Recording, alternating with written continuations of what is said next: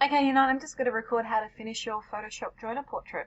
So as I mentioned, by this stage, hopefully you've got all your photos into Photoshop, into this grid-like structure, but being not so perfect. I'll just jump over to Photoshop. So what I've done is arranged my photos into that sort of grid-like composition, but now I've been moving them and tweaking them, not resizing them unless you do that if you have a vision for that. I've decided to keep all of mine the same, but you can see I've rotated some and I've sort of pulled some out to create some interesting negative space. Something else I did was I just made all of the layers bigger, so I might just do that for you. Click on the top one, hold down Shift, click on the bottom one, Control T, and you might want to bring this out so it takes up a bit more of your negative space. Enter or double click. Now I've done a few things here which you would have seen if I did, if you were in class, about adding some different exposure to some parts of the image, to the whole image, and adding a drop shadow. So I'm just going to go over again how to do that. You hopefully should have all your layers named. 1 to however many images you had. This was a later version, sorry, an earlier version that I did. So to turn those off, I might delete them so I can do those again. Okay, if you want to change the exposure of the whole image, there's something that we can do up here in the Adjustments menu. Now, if you're missing this menu or this palette, up in the Windows menu, you can click things on and off. So you can see Adjustments is turned on, which is great. Layers, cool. Okay, but where we want to work with this Adjustments here. So I'm just going to add an Adjustments layer. Look what happens if I click this. It adds a layer down here in my Layers palette, and it's going to affect all the layers that are beneath it. Now, when I change the brightness and contrast, you can see it's affecting the whole image. It's affecting the whole image. So I might just bring that up. I'm happy with that there. The beauty of this is I can turn them on and off. Okay. Other things you can do up here in the Adjustments menu, if you just hover over, you can have a little look. You can have a play with these if you like. I'm just going to go to Hue Saturation. If you wanted to change your whole image to black and white, it's called Desaturation. Think about saturation as saturated with color, and you could see what your image looks like saturated with no color, or black and white. If you use the other way, it's a little bit intense, so just be selective here. You can also change the hue and saturation, sorry, the hue of all your image, but again, just be mindful and be selective in what you're doing there. Other things we've got up here: photo filter, color lookup, invert, posterize, so you can have a little play, and like I said, the beauty of those is that you can turn them on and off. Now, just say I wanted to change the exposure of a particular part of my image. So I'm going to click over the top. You can see it's selected here. When I right click, you can actually see what layers are sitting beneath, which is really good. Now this one here. Okay, I'm going to click this layer. Now I'm going to change the exposure of this. I'm going to change the tones. Anything to do with tones live up here in the Image Adjustments menu. Okay, now if I go to Brightness Contrast, what you'll see, it's changing the brightness and contrast of just that one part of the image. That's because I've got the layer selected in the Layers palette. Now the difference here is that when I press OK, it does it permanently. Now I can go back using my History tool, of course, or my Control Z, but if I go too far, I can't take that away. Okay, I can't take that away.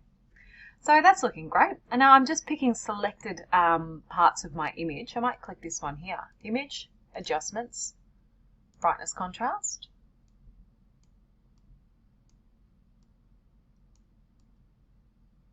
Just to make some stand out a little bit more. And maybe this one behind could be kind of cool. Oh, maybe this one here. Now you can see when you right click on an image, it shows you what images are underneath. Now if you would name them correctly, like I said you should, you'll be able to see which one's which. Now often when you change the exposure of some of them, it does look good when they're sitting on top. So you can see I pulled this one all the way to the top. To do that, I would have pulled it up, okay, and it would be layering on top. Which other ones? I won't layer that on top. Okay. Now you don't have to do it to all of them, otherwise that defeats the purpose, doesn't it? So just pick some ones that you think might look good. Or you can even make some darker to make some sit back.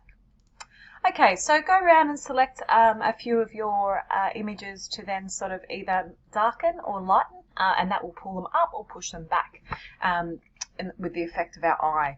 Now the last thing we're going to show you is adding a drop shadow. So you can see that some of them I've added a drop shadow too. You can already see there's a shadow around the bottom and the left side. I might just add one more to this one here. So I'm going to click on the layer. Now to add a drop shadow, hopefully you know how to do this. You go to Effects and you go to Drop Shadow. Now mine's already preset to how I liked it, but I just had a little play around with. You can see it's changing them all, which is great. The angle, make sure that says multiply as well. If it says normal, it won't work. Okay, so you can see I can change the distance, the spread, that's how fuzzy it is, and how wide, or the size of it, so how wide it spreads. I'm going to press OK. So now we've got some that are sitting up and sitting back, and a good example of something that uses a drop shadow, if I jump back over to our PowerPoint, you can see this one here if I just open it up, and I showed this in class to those boys that were there. In this video, I'm going to explain how... Okay. You can see some effective use of drop shadow there, and it really makes it look like the layers are sitting on top of each other, and we have a base layer and we have a top layer, so it creates a really nice 3D effect. Okay guys, so that is it. That's when you can say you're finished. It might take you a couple of goes to get something you're happy with. Another thing, sorry, very quickly, that I did show in class was if you want to select a part of an image, now just use your imagination and pretend this is part of my image. Open up the other image. Now I'm going to click and I'm going to hold, I'm going to drag. Just so I've got that, so I can see it separately. I'm going to select a part of my image with the rectangular marquee tool. Then I'm going to get the move tool and I'm going to click, hold, drag, and then I have a part of an image, not the whole image. Okay, so you might find that your images are too wide and they capture too much and you just need a part of an image. Another way you can do that if you don't move your window out is watch this, move tool, click, hold, drag it up to our file and bring it down. Is another way you can do that there. Okay, Year 9, I really look forward to seeing your works. You might have to do it again, but yeah, I really look forward to seeing them and try and be perfect but not perfect.